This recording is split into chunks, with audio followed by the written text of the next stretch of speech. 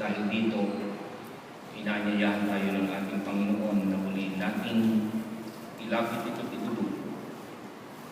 Kalakip ang ating puso na nagsisisi, kumikilala na kailangan natin ng kanyang awa-awa. At dahil dito, inaanyayahan kong bawat isa niyong at sa diwang ito, manalangin tayo lahat magsisi sa ating mga nagawa. Manalangin.